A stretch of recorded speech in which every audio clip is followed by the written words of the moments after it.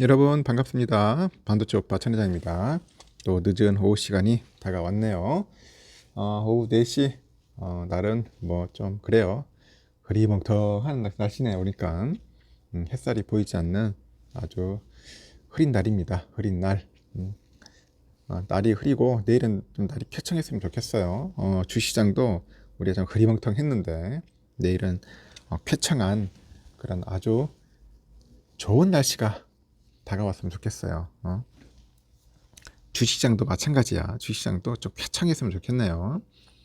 좋아질 것 같아요. 느낌이 좀 보니까 10월 달에는 좀 시원시원하게 올라가지 않을까 하는 생각도 듭니다. 요즘 보니까 그 주식시장보다도 또 요즘은 또 예적금, 그러니까 금융권으로 또 뛰어드는 개미들이 많은 것 같아요. 요즘 뭐 고금리 때문에 그런지 적금이나 예금 쪽에 많이들 이제 관심을 갖고 그쪽으로 이제 문을 두드리는 사람들이 좀 있다는 겁니다. 1년여 전에 그 레고랜드 사태죠. 그 레고랜드 사태 당시에 금융사들이 그 고금리로 조달한 그 예적금 만기가 이제 도래를 합니다. 도래하면서 제2 금융권에서 다시 금리 인상 경쟁에 불이 붙었어요. 금리 인상 경쟁에 불이 붙었는데 그 시중은행 예금 금리가 최고 연 4.05%까지 오르는 것 같아요. 4.05%가 오르다 보니까 이 금융권에서도 연일 고금리 특판이 열리고 있다. 그런 이야기를 하고 있습니다. 서울 소재 A 새마을금고 같아요. 1년에 8.8% 적금 특판을 지난 25일 내놨습니다. 연 8.8% 적금 특판. 본래는 한 달 동안 진행될 예정이었는데 한도 소진으로 벌써 사흘 만에 마감이 됐습니다. 엄청나게 몰리는가 봐요. 사람들이 보니까 거의 뭐 뱅크런이 아니고 뭐 적금런이야. 적금런. 지금 보니까 적금 많이 든다고 난리든 것 같습니다.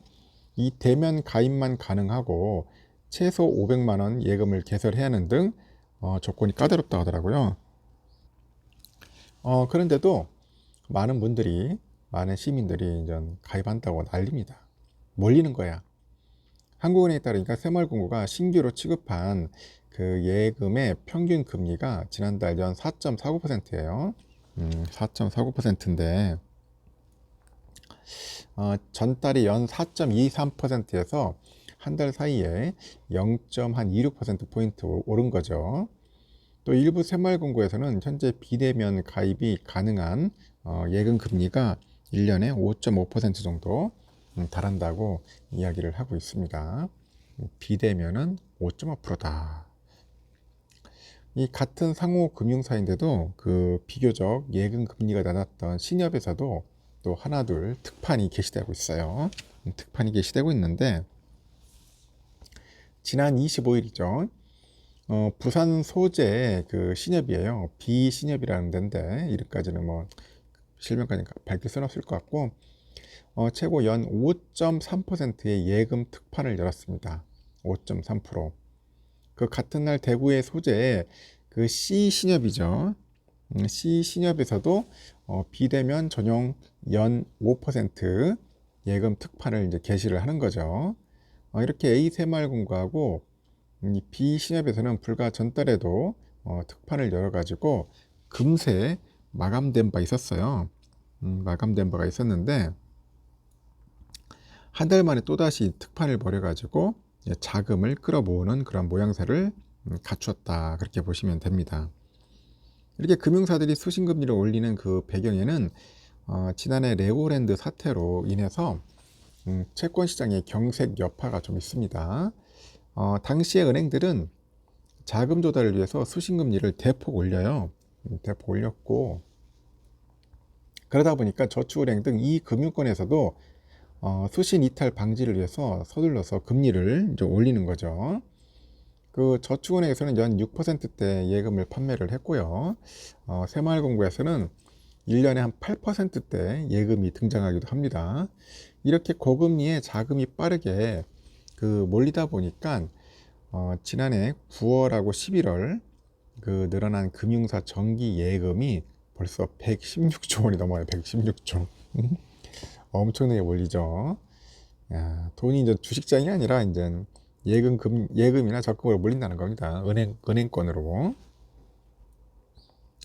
1년이 지나서 이제 당시 금융사들이 그 예치한 예적금의 그 만기가 이달 말부터 이제 본격적으로 이제 돌아온다고 하네요.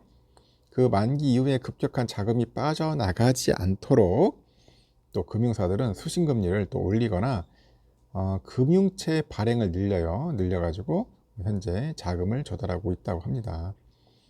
27일 날 은행연합회 예금 공시에 따르니까 은행 정기예금 상품의 36개 중에 13개가 만기 12개월 기준 최고 연 4%대 금리를 제공하고 있다고 하네요. 이달 초 연 4%대 상품은 5개에 불과했지만은 2배 이상으로 늘어났다, 그렇게 보시면 됩니다. 금융당국은 금리의 그 출혈 경쟁을 자제하라고 요구하고 있고, 예금과 적금 금리가 대폭 올라서 자금 조달 비용이 상승을 하면은 대출 금리 인상으로 이제 이어지기 때문이라고 하죠.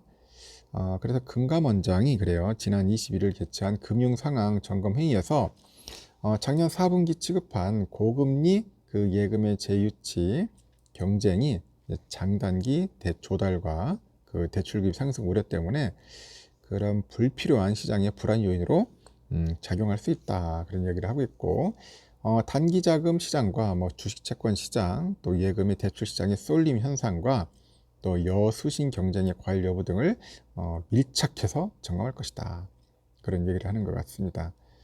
금감원에서 이런 걸 좀 철저하게 잘 감시를 해야 할 거예요. 또 혹시 우리 시민들, 국민들이 좀 피해보지 않도록. 그 수신금리 인상은 금융사의 수익성 악화에도 영향을 주겠죠.